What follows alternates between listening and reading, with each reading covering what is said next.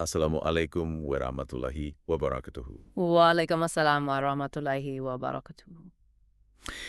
If you look at modern parenting advice today, and I mean, believe me, if you are a parent listening to this right now, you are probably completely drowning in it. Oh, absolutely. It is literally everywhere. Right. And the ultimate goal is almost always framed around raising this, successful or perfectly happy child. It is very outward facing. Yeah, it's like a checklist. Exactly. We want the kids who get into the good schools, who have the great careers, the ones who smile perfectly in the family holiday photos. Right, the curated life. But what if, like 1,400 years of classical Islamic theology, paired with cutting-edge modern developmental psychology, actually agree on something entirely different? That is the big question. What if the ultimate goal of the parenting journey isn't actually just raising the child, but the child raising you? I mean, that is a fundamental paradigm shift, and it's exactly where we need to start today. Because if you are listening to this on your commute, or maybe you're doing the dishes after a chaotic morning of, trying to get your kids' shoes on while I have a total meltdown. We've all been there. Right. I just want to acknowledge the air in the room right now. Uh-huh. There is a very specific, really heavy anxiety that comes with being a parent in 2026. It's palpable. I hear it constantly in the community. You look around at the digital landscape, the hyper-secularized world. Yeah. The fact that screens and algorithms honestly seem perfectly engineered to raise our kids more than we do. Yeah, they're competing with us. It's overwhelming. Right. It feels like you were trying to build a fireproof shelter in the middle of a Category 5 hurricane, and all you have are, like, the toothpicks and contradictory advice from Instagram. It really does. The existential pressure on parents today is just profound. Parents feel this deep, agonizing sense that they are somehow failing before they even begin. Exactly. And that is exactly why we are doing this today. We are taking a massive, comprehensive deep dive into this profoundly transformative body of source material. Right, the sequential Quranic framework for parenting in Islam. Yes. But I want to make our mission very clear right out of the gate. We are not just going to do a dry historical review. No, absolutely not. We are not just going to look back 1,400 years and admire classical theology from giants like Al-Tabari or Ibn Taymiyyah or Ibn al-Qayyim as if it's like some museum artifact. Right, because the goal here is synthesis and application. We have to pull that ancient divine wisdom directly into the messy reality of the present moment. Exactly. We are extracting a highly practical, step-by-step blueprint. We're taking that classical theological genius and putting it in a room with cutting-edge modern psychology from leading thinkers today. People like Dr. Rania Awad, Dr. Osman Umarji, Dr. Tamara Gray. Yeah. We are looking at how this applies to the toddler throwing a tantrum in the mosque, to the teenager locking their door and scrolling TikTok, and to the exhausted mother who just wants 5 minutes of silence. And before we get into the actual mechanics of how this all works, I think it is absolutely crucial that we set a baseline for anyone listening right now. Please. We need to establish a tone of profound gentleness and healing here. Because this framework we are about to explore, this deep dive we are taking, it is not an exercise in guilt. Thank goodness. Because parents have way too much guilt already. Right, they really do. This is not about pointing out all the ways you might be falling short. It is not about establishing impossible, punishing standards of perfection that no human being can actually reach. Right. The Islamic paradigm views the child fundamentally as an amana, a divine trust. And the process of stewarding that trust is meant to be navigated with grace, with mercy, and with deep empathy for the fragility of the human condition. Because we are going to mess up. You are going to make mistakes. The framework actually accounts for that. I love that. So if you're listening, take a deep breath. We are in this together. Let's start laying the foundation. Let's do it. Because to understand how to raise a child, we actually have to take a huge step back. We have to start with the fundamental theological starting point. Right, the baseline. Yeah, before we even talk about bedtime routines or discipline or teenage rebellion, we have to talk about what a child fundamentally is in this paradigm and what the parent's absolute foundational duty entails. And the methodological starting point of Islamic parenting actually precedes the birth of the child entirely. It really begins with the parent's own spiritual and ontological orientation to the world. Okay, let's unpack this, because the sources point us straight to the mandate of preservation. There is a verse in Surah At-Tarim, chapter 66, verse 6, that just hits like a ton of bricks. Oh, absolutely. It says, "O you who have believed, protect yourselves and your families from a fire whose fuel is people and stones." Now, when you read classical commentators on this, like Ibn Abbas or Ali bin Abi Talib, Right, the giants. yeah, they didn't look at this verse and say, okay, this just means you should make a lot of heartfelt prayers and passively hope your kids turn out okay. Not at all. The classical interpretation is intensely proactive. Ali bin Abi Talib explicitly interpreted this verse as a mandate for an active pedagogical duty. He said, teach them and discipline them. Wow. And Ibn Abbas defined it mechanistically. He said it means acting in obedience to Allah and actively commanding your family to remember Allah. It is not a passive wish. Right, it's an action plan. Exactly. Al-Tabari, Ibn Kathir, Al-Qurtubi, they all emphasize that this verse places the spiritual destiny, the ultimate preservation of the family unit, squarely on the shoulders of the parents as a daily, relentless effort. It's an unyielding obligation. And what's really fascinating is how modern scholars are applying this ancient mandate to our current reality. Yes. The sources highlight thinkers like Sayyid Qutb and Sayyid Abu al-Maududi. They look at this mandate of protection and say, in today's world, the home has to be a foundational fortress. But we should be clear about what that word fortress actually means here. Yeah, because it doesn't mean locking your kids in a closet and hiding from the world. No, it is not about paranoid isolationism at all. Maududi frames the household as an institutional microcosm. He argues it must function as a living, breathing ecosystem of Islamic values. Especially today. Especially when you are living in a secularized environment that might be actively hostile, or honestly even just numbly apathetic to religious belief. The home has to offer a robust counter-narrative. A counter-narrative. I mean, that is the key phrase right there. Yes. Think about what the world is constantly telling a child today. Society, through media, through peers, advertising, it is screaming a very specific set of values. Consume more. Prioritize your ego. Exactly. Seek instant gratification. Your worth is tied to your physical appearance or your social status. Right. If that is the noise outside, the home has to provide a sanctuary that quietly but firmly reinforces the divine values. It has to be a place where the child feels in their bones that their worth is tied to their character and their connection to their creator. Okay, but here's where I really want to push back a bit, or at least bring in a dominant Western concept that we are all completely steeped in. Yeah, go ahead. In modern secular psychology, especially going back to philosophers like John Locke, we have this idea of the tabula rasa, the blank slate. Right, the blank slate theory. Yeah. The prevailing idea in the West is that a child is born completely empty. They're essentially a newly formatted hard drive, right? And society, the parents, the school, the environment, they just write the code. That's the secular assumption. So aren't kids just empty vessels that we pour our rules and our culture into? That is precisely where the Islamic paradigm diverges from the secular Western model, and it is a breathtaking divergence. In Islam, there is absolutely no such thing as a blank slate. Really? Right, there is the Fitrah. The Fitrah. Okay, so if the blank slate is a formatted hard drive, the Fitrah is like the pre-installed operating system. I mean, that is a brilliant analogy. Let's sit with that for a second. The Fitrah is the innate, uncorrupted, pre-existing disposition toward monotheism, toward moral goodness, toward justice, and toward a desire for the divine. It is embedded in the source code of every single human soul at birth. The prophetic tradition states unequivocally that every child is born on this fitrah. So they aren't blank at all. No.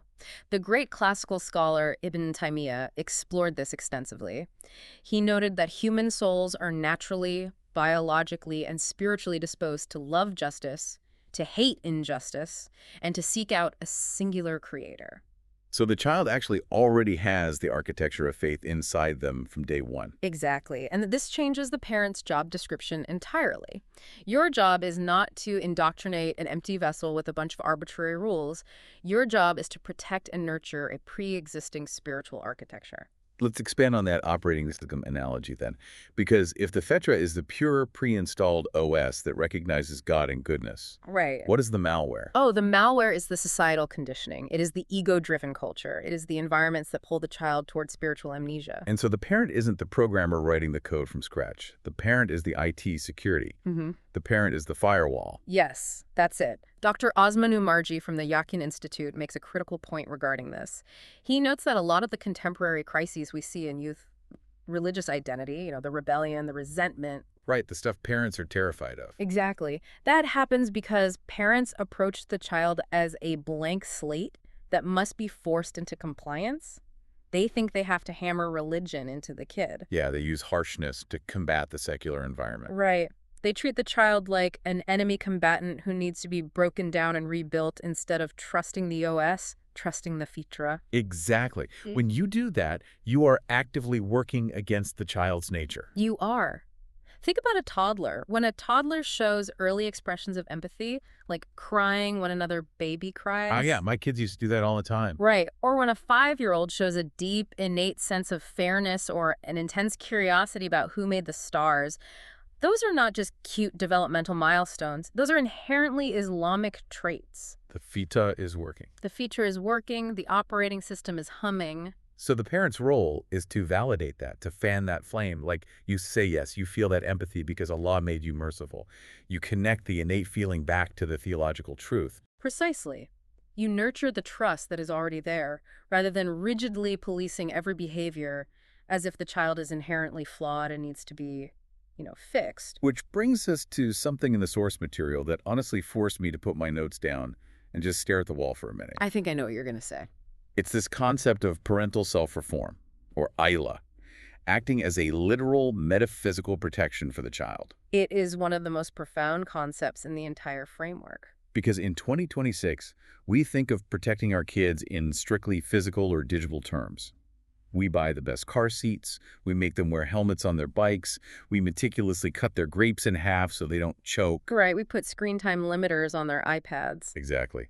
But classical scholars talk about the parent's own internal piety, physically and spiritually protecting the child from harm. It is a staggering reality.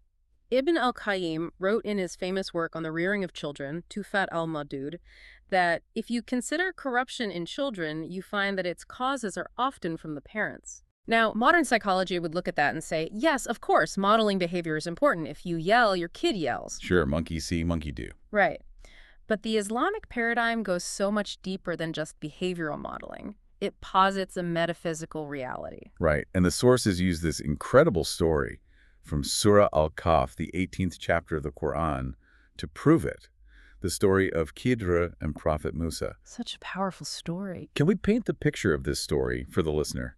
Because it perfectly illustrates this firewall concept we're talking about. It does. So Prophet Musa, Moses, is traveling with this profoundly wise, mystically knowledgeable figure named Khidr. They come to a town and they are hungry and tired. Right. They ask the townspeople for food and hospitality, and the town flatly refuses them. They are treated terribly. Yet as they are leaving, Khidr sees a crumbling wall in this hostile town and he stops. And he takes the time and intense physical labor to rebuild it and make it secure. And Musa is completely confused, right? Because he basically says, why are you doing free manual labor for people who just mistreated us? You could have at least asked for a wage so we could eat. Exactly. And at the end of their journey, Khidr reveals the unseen reality behind his actions. He explains that beneath that crumbling wall was a hidden treasure. And that treasure belonged to 2 young orphan boys in the city. If the wall had collapsed, the hostile townspeople would have found the treasure and stolen the orphan's inheritance. So Khidr rebuilt the wall to secure the treasure until the boys reached maturity and could claim it. But the crucial part, like the absolute linchpin of the story, is why Allah decreed that this specific treasure be protected. Right. The Quran states the reason explicitly. It says, and their father was a righteous man. And their father was a righteous man. That it just gives me chills. It's incredible. Because the treasure wasn't protected because the father built a great safe. It wasn't protected because he hired armed guards or set up some massive trust fund. His internal spiritual righteousness, his tazkiyah, acted as a metaphysical force field. It summoned a prophet and a mystic to do manual labor to protect his children's provision long after he was dead. Think about what that means for a parent listening right now.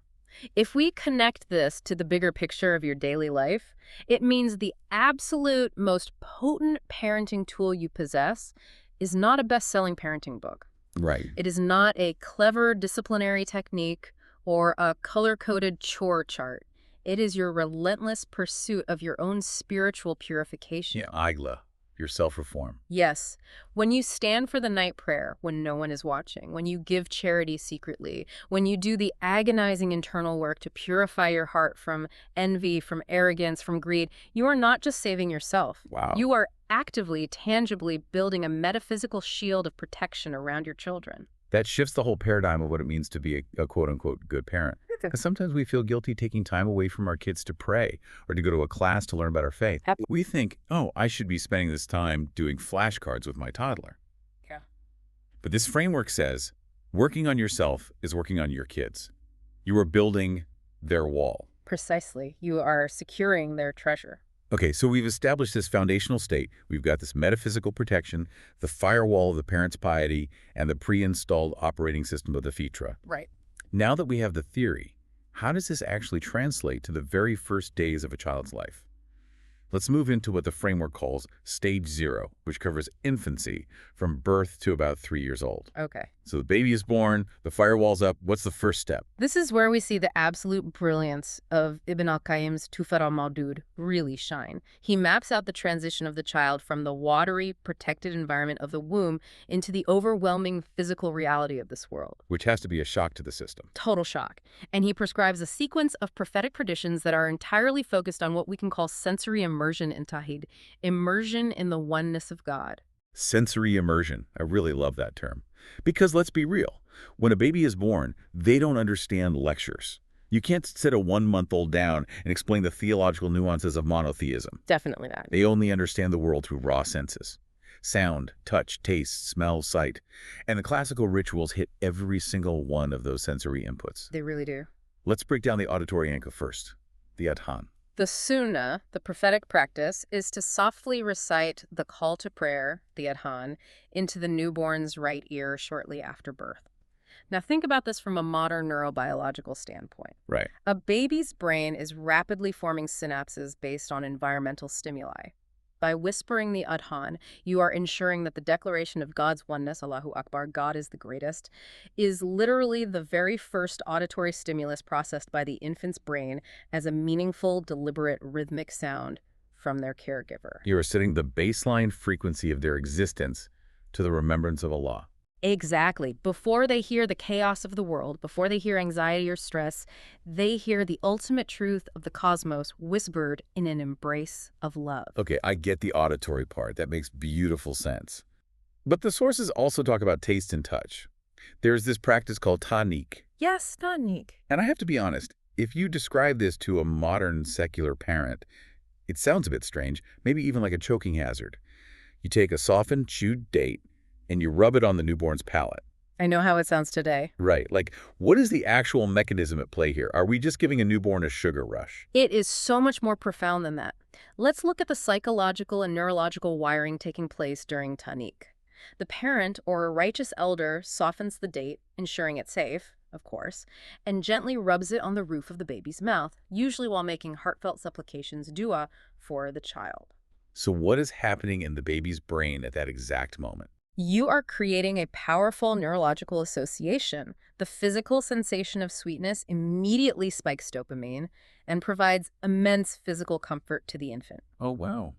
Now, pair that biological comfort with maternal or paternal warmth, skin-to-skin physical touch, and the auditory sound of divine blessing and prayer. That is amazing. The child's nervous system is learning, on a cellular pre-verbal level, that faith, family, and sweetness are inextricably linked. You are wiring their brain to associate the presence of Allah and the presence of their parents with physical and emotional safety. It's basically a neurological blueprint for faith. That is incredible. And then we have the theological dedication, right? The akwa. Yes, the ritual sacrifice of an animal offered in celebration of the birth, typically on the 7th day. Ibn al-Qayyim draws a beautiful, sweeping theological parallel here. What does he say? He notes that this sacrifice mirrors the story of Prophet Ibrahim, and his willingness to sacrifice his son, Ismail. The ultimate story of submission and trust. Exactly. By performing the akikwa, the parents are ritually dedicating the child's life to the divine from the very first week of their existence. It's a physical act that says, "This child is yours, O Allah, before they are mine." Wow. And sociologically, it integrates the family into the broader community because the meat from the sacrifice is shared with family, friends, and the poor.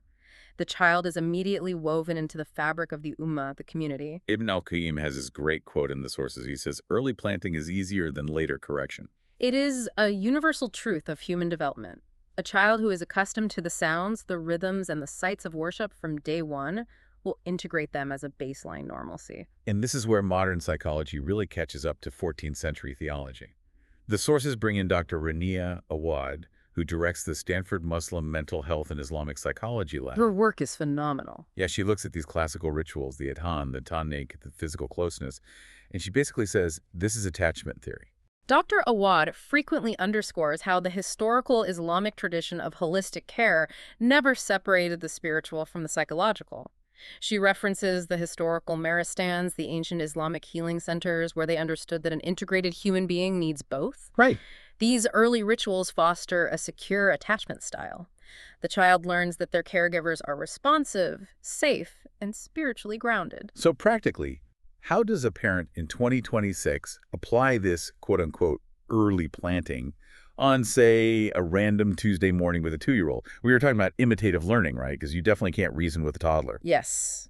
Research on imitative learning shows that infants and toddlers store movement patterns and environmental cues long before they can consciously replicate them or understand the complex logic behind them. So for a parent of a 1 or 2-year-old, this means visibility is everything. Okay, give me a concrete example. What does a morning routine look like? Well, it can be as simple as playing Quranic recitation in the house while you make breakfast, so the rhythm of the Arabic becomes the ambient noise of comfort. But most importantly, it is visible prayer. Visible prayer, which usually means the toddler is crawling all over your back, pulling your hijab off, or trying to ride you like a horse while you are in prostration. Exactly. We always think of that as a massive distraction. We get frustrated. We think, I can't even focus on God because this kid is climbing me like a jungle gym. We have to reframe that entirely. That is not a distraction. That is vital data collection for their developing brain. Really? Yes. A toddler who observes their parent in sajda, in prostration, hundreds of times over their first 3 years is absorbing profound psychological data. Eventually, they will just drop to the floor and spontaneously imitate the posture. I've totally seen that. A 2-year-old just randomly putting their forehead on the carpet in the middle of the living room. Right. And they aren't doing it because you gave them a theology lesson on submission. They are doing it because their brain has coded that specific physical movement as a source of safety, calm, and familial connection. That makes so much sense. The logic in their brain is simple. When my parent lowers themselves to the ground, they are peaceful. They aren't rushing. They aren't looking at their phone. They are entirely present. Therefore, the ground, this posture, is safe. You are literally building their comfort zone inside the physical act of worship. Man, that totally makes sense. But I have to bring us back to reality here for a second. Okay, let's do it. Because we have to address a very harsh modern crisis that the sources highlight. We're talking about these beautiful sensory immersions, this constant visible modeling. But who is doing the immersing? Let's be honest, the overwhelming majority of the time, it's mothers. And today, they are doing it in highly isolated nuclear families, often thousands of miles away from any extended support network. This raises a critical and frankly painful issue within the modern application of this classical framework. There is a massive gaping chasm between the classical ideal, which assumed a multi-generational integrated community helping to raise and surround the child, and the modern reality of isolated nuclear units where 1 or 2 parents are carrying the entire burden. The sources bring in Dr. Tamara Gray here, and her critique of what she calls the superwoman myth is so incredibly necessary. It's vital. We have this Western hyper-capitalist idea that a woman can and should do it all perfectly. She should be an incredible employee, a flawless homemaker, an ever-patient mother, and look great doing it. It's an impossible standard. And then sometimes that gets compounded by cultural expectations within the Muslim community that subtly reduce a woman's value solely to how much she sacrifices as a wife and mother. She is essentially expected to be a martyr. Dr. Gray actively and fiercely dismantles this. She argues that a mother's primary overarching identity must always be a servant of an abd, not just a caretaker to her family. Right. When a mother conflates those two identities completely, when she believes that serving her family is the entirety of her spiritual existence, she heads straight for catastrophic burnout. She talks about how mothers in a state of sheer exhaustion will sometimes take what she calls a vacation from Allah. How does that happen, and how does it break down the family dynamic? It happens so gradually that it's insidious. Think of a mother who is completely depleted. She's up all night with a teething newborn. She is juggling domestic chores. Maybe she's also working a full-time job. Yeah, she has nothing left. The absolute exhaustion sets in. The temptation, the whisper of the ego, is to let her personal spiritual practices slide because she feels she has nothing left to give. Right. She thinks, I'm too tired to pray right now. God understands I'm taking care of a baby. Exactly. She might start rushing through her obligatory prayers just to get them done. She might completely abandon her daily Quran reading. Or she might view her biological breaks, like menses, as a time to just totally disconnect from spiritual mindfulness, binging television, instead of engaging in dhikr, the remembrance of God. Just zoning out completely. Dr. Gray warns that doing this is a trap. It severely depletes the mother's internal spiritual reservoir. And you cannot pour from an empty cup. You cannot. In the Islamic paradigm, that cup is not filled by a bubble bath or a day at the spa, though those are fine. Right. That cup, the deep existential well of patience and mercy, is filled exclusively through personal worship and connection to the divine. When a mother takes a vacation from Allah, she loses the very spiritual armor she needs to survive motherhood. She becomes reactive, irritable, and resentful. But practically speaking, how does she fix this? Because honestly, if you tell an exhausted mother at 3 a.m. who has spit up on her shirt, hey, you just need to pray more and read more Quran, that can feel so incredibly tone deaf. Oh, totally. It feels like you're just adding another heavy chore to her already impossible to-do list. And that is exactly why the solution isn't just try harder. The wellness ritual Dr. Gray advocates for is about radical intentionality and demanding community support. Okay, what does that look like? First, on a personal level, it means establishing a consistent personal worship schedule that is fiercely protected. We are not talking about hours a day. We are talking about 10 minutes of deep, uninterrupted connection, 10 minutes where the door is locked and she is conversing with her creator. Unapologetic boundary setting. Absolutely unapologetic. But more importantly, she advocates for reclaiming the village model of tarbiyah, of nurturing. But we don't have a village. I mean, my family's 2,000 miles away. How do I reclaim that today? You have to build it intentionally, and you have to discard the pride that says you shouldn't need help. It means forming a WhatsApp group with 3 other mothers in the community and organizing rotating childcare so each of you gets 2 hours of silence a week. That's a great idea. It means having honest conversations with spouses about equitable division of domestic labor so the mother can actually pray without a timer running in her head. Getting help, demanding support, relying on friends, it is not a sign of weakness or failure. It is an Islamic imperative to prevent the very real crisis of maternal burnout. The framework collapses if the mother collapses. Wow, that is powerful. The framework collapses if the mother collapses. It really does. So, we've nurtured the Fitrah, we've built the firewall of parental piety, we've surrounded the infant with sensory warmth and safety, we've survived the exhausting toddler years by building our intentional village and protecting our spiritual reserves. That's the foundation? But at some point, that child develops higher cognition. They develop independence. How does the parent transition from just modeling behavior to actually asking the child to perform it? This brings us to middle childhood, which covers roughly ages 7 to 12. This is a massive transition phase. As the child leaves infancy, the strategy must fundamentally shift. It's no longer just about sensory immersion. We have to start building lifelong behavioral habits. Right. And the absolute focal point of this stage, unequivocally, is the establishment of ritual prayer, the salah. Right. And there is a very famous, very specific prophetic directive regarding this. Sheikh Nasiruddin al-Albani authenticated a hadith which states, "Command your children to pray when they become 7 years old, and discipline them for it if they refuse when they become 10 years old." This hadith is the cornerstone of middle childhood development in Islam. Contemporary scholars, people like Osama al-Sharafa and Ustada Zainab Ansari, spend a lot of time analyzing the profound underlying psychological wisdom of this specific age-based timeline. Because it's not just arbitrary ages picked out of a hat. I actually sat down and did the math on this while reading through the sources. Let's hear it. Command at 7, discipline at 10. That is a 3-year gap. It's essentially a 3-year internship for prayer. If you calculate 5 obligatory prayers a day over 3 years, 5 times 365 times 3, that is roughly 5,475 prayers. That is an astonishing number when you frame it mathematically. It reveals that this is a massive, highly deliberate incubation period. Exactly. Let's talk about what that incubation period actually looks like. Yeah. Because it is not 5,000 perfect prayers where the child eagerly runs to the sink to wash up. Hardly. It's an internship. There is friction.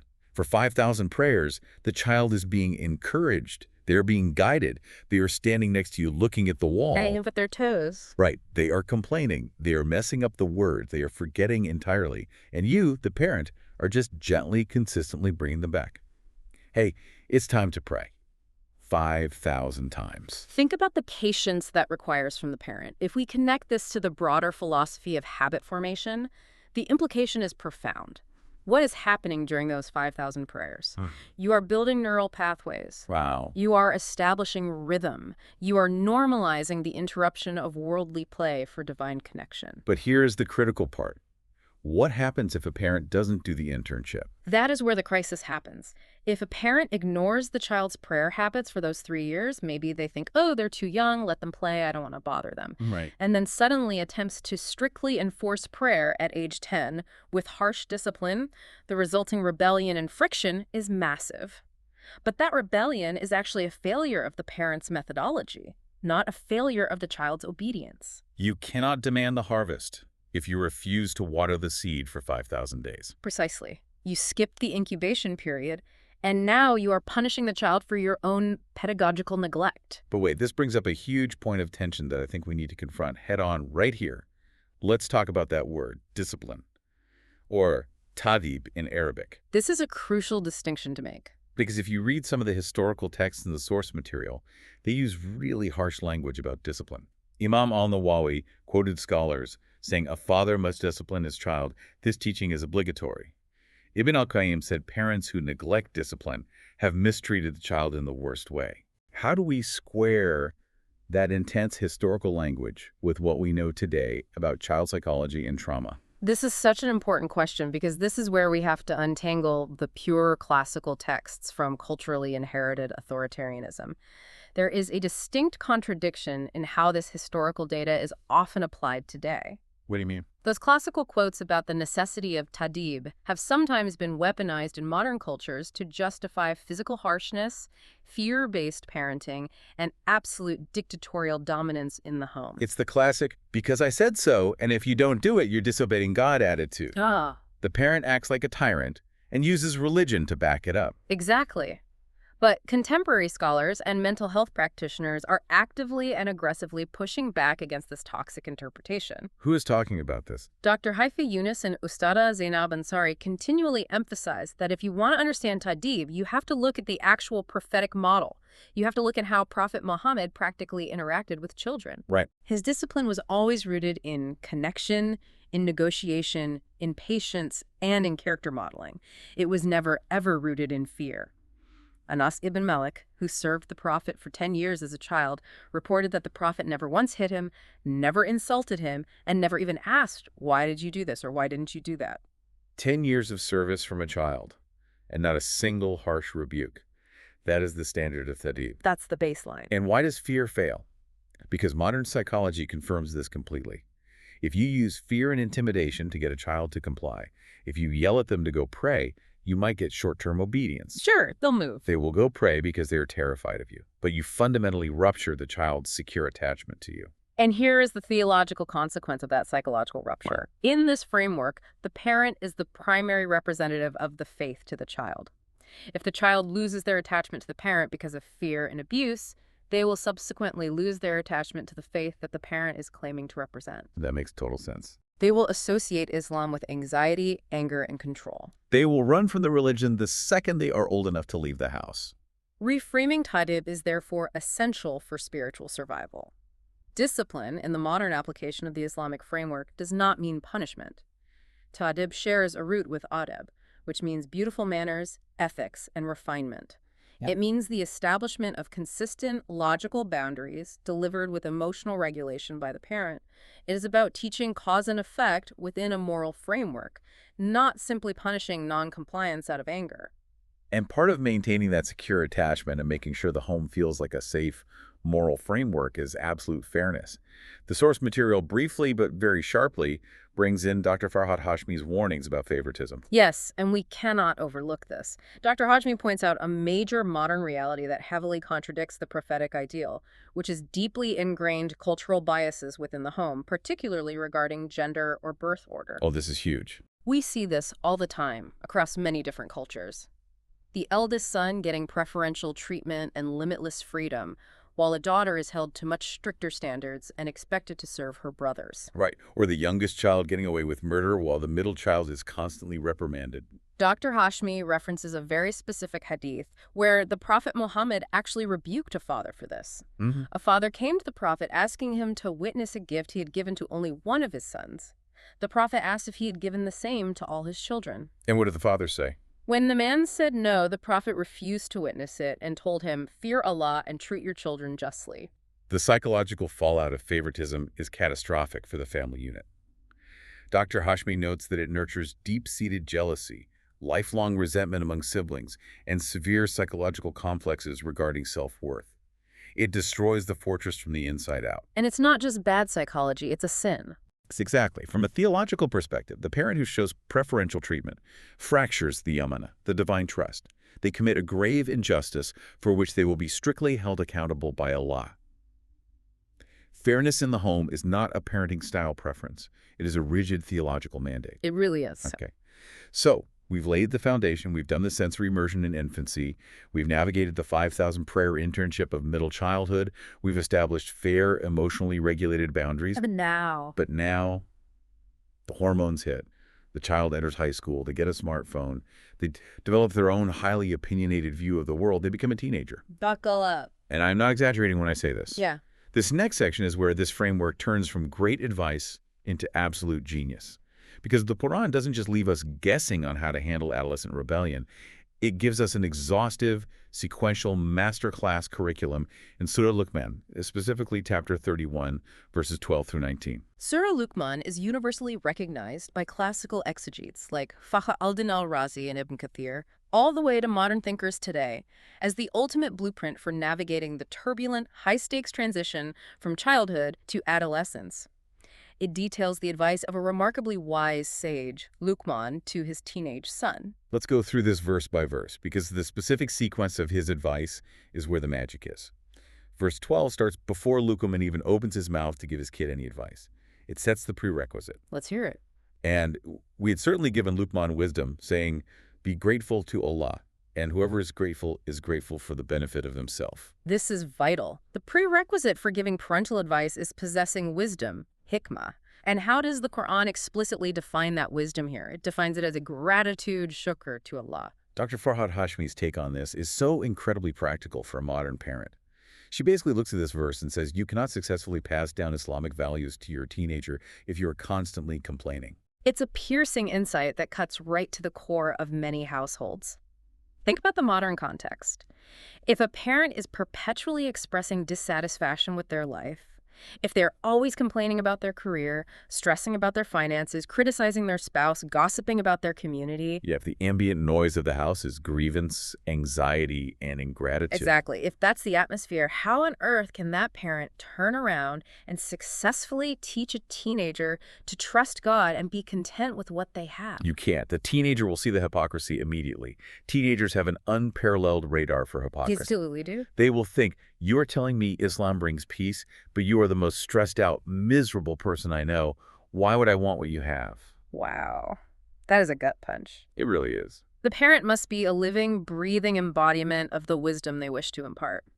Dr. Hashmi explicitly says parents must deliberately stop complaining and actively practice vocal gratitude. You have to create an atmospheric environment of contentment so that the teenager's spirit can actually feel safe enough to grow. So we establish our own gratitude first. Then we move to verse 13. Luqman finally speaks to his son, and he doesn't start with small talk. He delivers the heaviest, most absolute theological warning possible. Right. Oh, my son, do not associate anything with Allah. Indeed, association with him is great injustice. He's warning him against shirk, polytheism, the ultimate sin. But the brilliance isn't just what he says. It is how he addresses him. Yes. Classical commentators like Fakhr al-Din al-Razi provide a profound linguistic analysis of this exact moment. The Arabic phrase Luqman uses to address his son is Ya Bunaya, which translates roughly to, oh, my dear son, or my beloved little son. Right. It is the diminutive form in Arabic, and it conveys an immense, overflowing amount of deep affection, tenderness, and psychological closeness. Think about the strategy here. Okay. Luqman is about to lay down the absolute core, non-negotiable boundary of the faith. But he does not establish his authority through dictatorial dominance.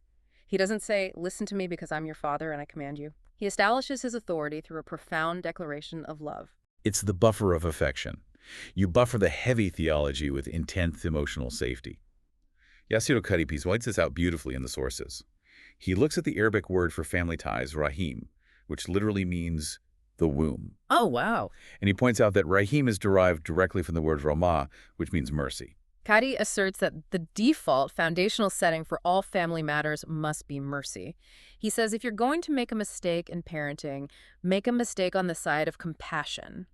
By establishing this intense emotional safety, calling him my beloved son Luqman ensures that his teenager doesn't hear the strict theological warning as a personal attack or an attempt to control him. That makes total sense. He hears it with an open, receptive heart because he knows without a doubt that he is unconditionally loved. But the Quran is intensely realistic. What happens when the parents aren't perfectly loving or aren't wise like Luqman? What if they are toxic? It addresses that immediately. Yeah, verses 14 and 15 actually interrupt Luqman's speech with a direct mandate from God about the rights of parents.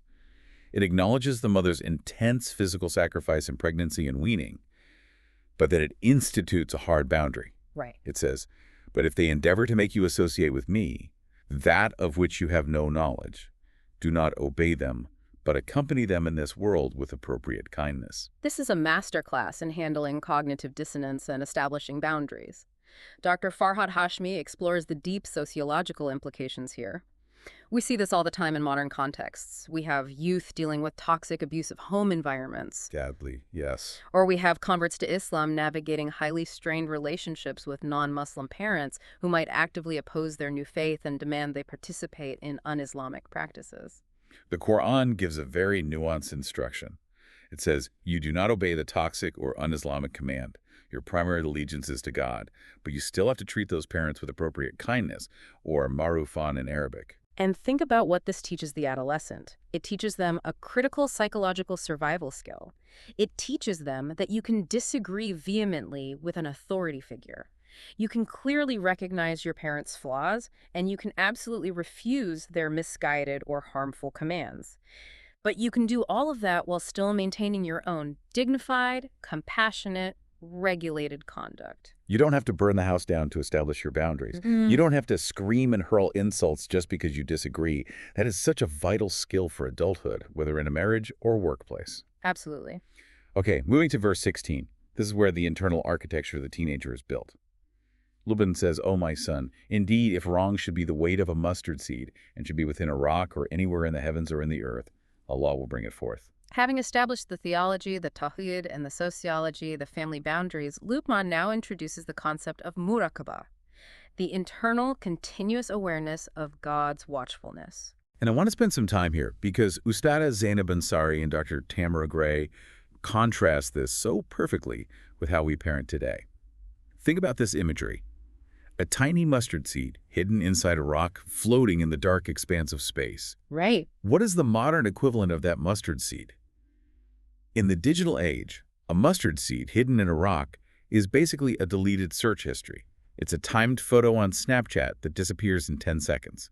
It's an encrypted messaging app or a Finsta account. It is the unseen digital life of the teenager. And how does modern parenting try to handle this unseen life? We rely incredibly heavily on external surveillance. The McDaniels. Exactly. We use screen time limiters, we install GPS tracking apps on their phones, we demand their passwords, we use punitive restrictions on devices. And let me be clear, establishing technological boundaries and monitoring is absolutely necessary for safety today. Oh, for sure. You have to protect them from predators. Yes. But Luqman's methodology reviews a hard, inevitable truth that many parents try to ignore. Your child will eventually leave your sphere of control. They will figure out how to bypass the tracking app. They will get a burner phone from a friend. They will go to a sleepover. They will go off to a college dorm room where you cannot monitor them at 2 a.m. Precisely. If your only strategy is acting like a surveillance state, your parenting strategy fails the exact minute they leave the house. By teaching muraqabah, Luqman is deliberately transitioning the teenager from relying on external behavioral control, the parent watching, to internal spiritual accountability, God watching. You are teaching the teenager, I won't always see your screen, but Allah sees the hidden mustard seed. Allah sees the deleted search history. You are building an internal moral compass that functions entirely independently of parental enforcement. But how does a parent practically teach muraqabah? How do you install that compass? You install it through conversation, not just punishment. When a teenager makes a mistake, instead of just grounding them and taking the phone, you ask the questions that trigger internal reflection. Like what? How did that action make your heart feel? Even though I didn't see it, do you think Allah was pleased with it? How can we repair this together? You constantly point their awareness back to the divine gaze, not just your parental anger. So the internal compass is built. What does the teenager do with it? For 17 commands outward action.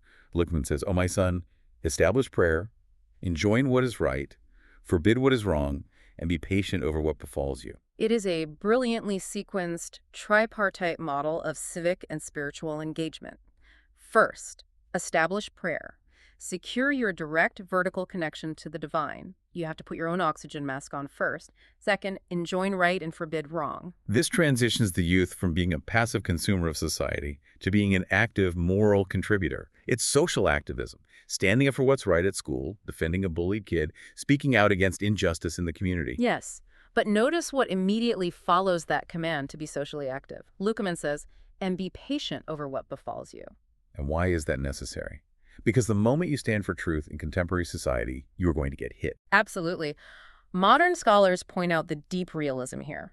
If a Muslim teenager today stands up for traditional Islamic values, if they refuse to participate in certain social trends, if they speak out on moral issues, they will face intense pushback. Oh, definitely. They might face social exile in the cafeteria, they might face mockery online, they might face the full force of cancel culture. By pairing the command for social activism immediately with the command for patience, Saber Luqman is preemptively equipping the adolescent with the psychological resilience they need to actually survive standing up for their beliefs.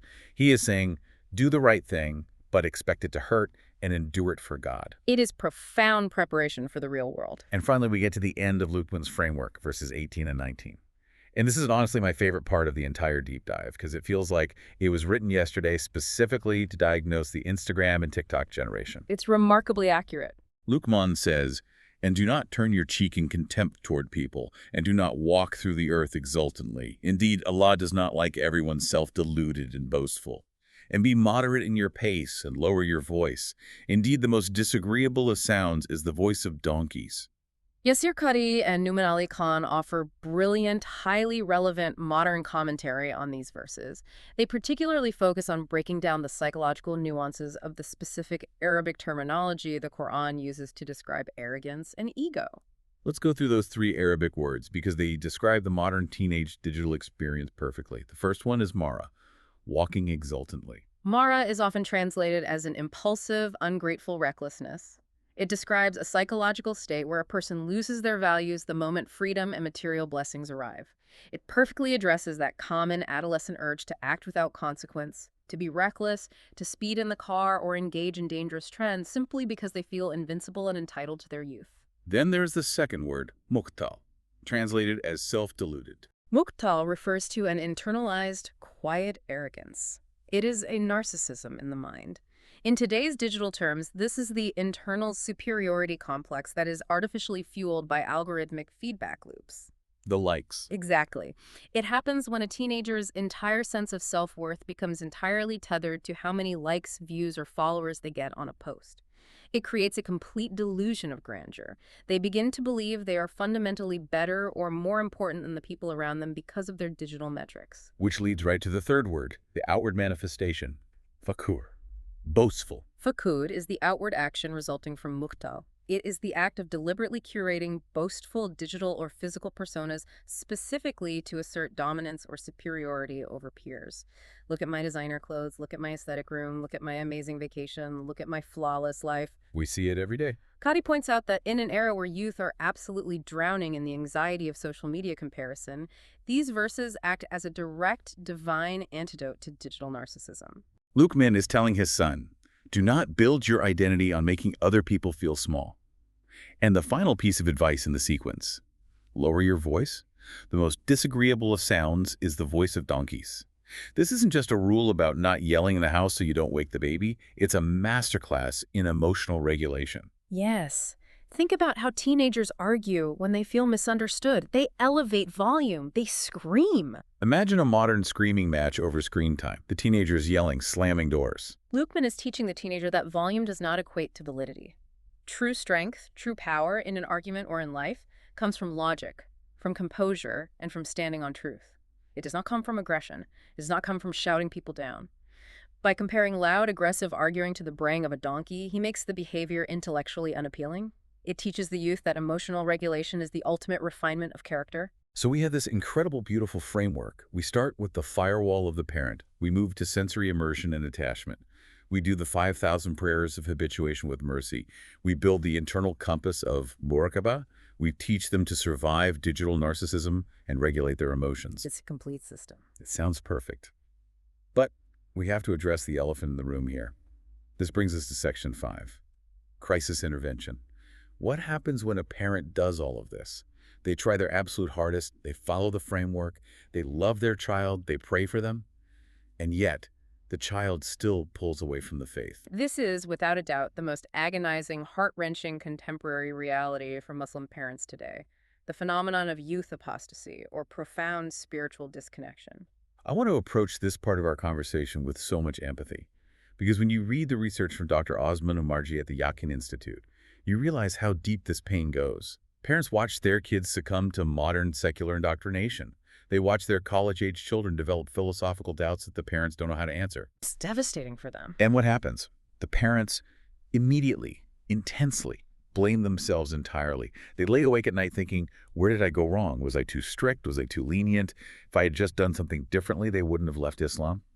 If we connect this to the bigger picture, we have to look at the sociological reality Umarji presents. We have to be fair to parents. Parental input is incredibly important, yes, but it is just one variable in a massive, complex, global ecosystem of influence. Teenagers today are swimming in intense, aggressive ideological currents in universities, in media, online, that are explicitly designed to dismantle traditional faith and morality. You are fighting a billion-dollar algorithm. The sources highlight the pastoral care provided by Omar Suleiman on this exact trauma. And rather than giving a 10-step psychological checklist to fix the teenager, he points directly to theology.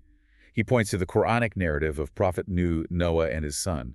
And we really need to pause and feel the emotional gravity of this story. It is arguably one of the most heartbreaking and profoundly instructive stories in the entire Quran.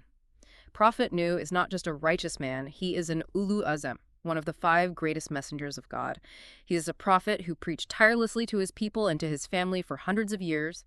His methodology was flawless. His patience was legendary. Yet when the floodwaters are rising, his own flesh and blood, his son, refuses to board the Ark of Salvation. Imagine standing on that ship, watching the water rise, begging your child to take your hand. Nuh calls out to him, "O my son, come aboard with us and be not with the disbelievers." And what is the son's response? He says, "I will take refuge on a mountain to protect me from the water." He believes that the mountain, which represents worldly logic, material safety, secular independence, will save him. And Nuh, a prophet of God, has to stand there and watch his son make that catastrophic choice of his own free will. That is so heavy. Suleiman also references Surah Al-Kahf, which captures the incredibly painful dialogue of a child saying, essentially, "Leave me alone, I'm tired of hearing this," to parents who are desperately, lovingly trying to call them to faith. Why does the Quran include these stories? It's a theological safety valve for modern parents. Exactly. It systematically, divinely dismantles the toxic premise that a child's loss of faith is exclusively the result of parental failure. If the greatest prophets of God, men who received direct revelation, men who had perfect character, faced the ultimate limits of human agency against the free will of their own children, how can a modern parent demand absolute control over their child's spiritual destiny? You cannot. And realizing that is where the healing begins. Your job as a parent is the effort. The outcome is entirely with God. Success, in the eyes of Allah, is defined by the parent's sincere, loving, continuous effort in tarbiyah. It is not defined by forcing a guaranteed outcome that was never yours to dictate in the first place. Guidance is from Allah alone. This realization doesn't mean you stop trying or you stop making dua, but it brings a profound sense of psychological release.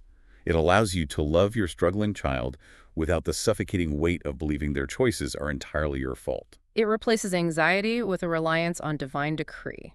So we have journeyed a long way today, from before birth, through infancy, childhood, the teenage years, and even through the dark valleys of crisis and doubt. Let's bring this all together into Section 6, the synthesis. How do we summarize this massive 1,400-year-old framework into a daily action plan for the parent listening right now? Modern institutions like Rabada and the Tarbiyya Institute have done excellent work synthesizing this massive volume of classical and contemporary data into 4 clear operative pillars of Islamic child rearing. If you can keep these 4 pillars in mind, you have the framework. Let's break them down. Pillar 1, Tarbiyya. Tarbiyya is nurturing. It is the holistic growth and development of the child's spiritual, physical, and emotional.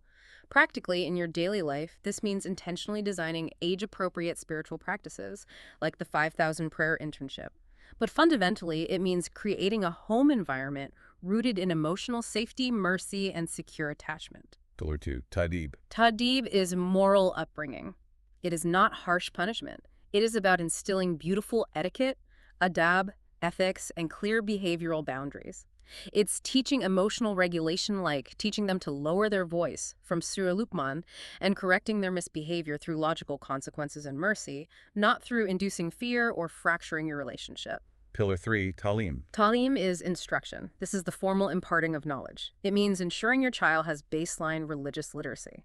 Practically, this could look like establishing consistent, gentle family study circles or halakas, but doing so in a way that is engaging and doesn't overwhelm or burn out the child. It's answering their deep questions about the world using the Quran as the lens. And finally, Pillar 4, Islah. Islah is rectification. And this brings us full circle to where we started. This is the parent engaging in continuous, visible self-reform.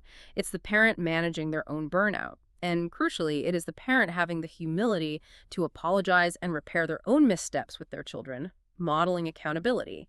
It is building the metaphysical firewall. So as we wrap up this deep dive, what does this all mean? It means that parenting in the Islamic paradigm is not just about producing a compliant child who gets good grades and looks respectable to the community. It is about stewarding a soul. You are a temporary guardian, a khalifa of this incredible divine trust. That is the ultimate takeaway. The default modality of the Islamic household must be grace. And this brings me to a final provocative thought I want to leave you with as you go about the rest of your day. We spend all this time reading books, listening to deep dives like this one, analyzing frameworks and techniques on how to raise our children. You really do. But when you really look at what this framework demands, when you look at the grueling patience it requires during those 5,000 prayers, when you look at the constant muraqabah you have to develop within yourself to model it for them, when you look at the relentless islah, the painful self-reform you are forced to undergo, just to be a good example. It's a lot. What if the ultimate goal of the parenting framework isn't just to raise the child? What if the child is actually the instrument Allah is using to raise and purify you? Your patience, your mercy, your heartache, your constant returning to God in desperation. The child is your own path to Jannah. Jazakallah karo. May Allah reward you with goodness for spending your valuable time with us. Connect with us. Join our growing family on this sacred journey of Islamic knowledge. Please subscribe and hit the notification bell to stay updated. Your support helps us spread this message of peace and beauty further. May Allah grant us all the strength to follow the path of truth, increase our knowledge, and accept our humble deeds. Ameen. May the message of peace, tolerance, and harmony of Islam reach every heart.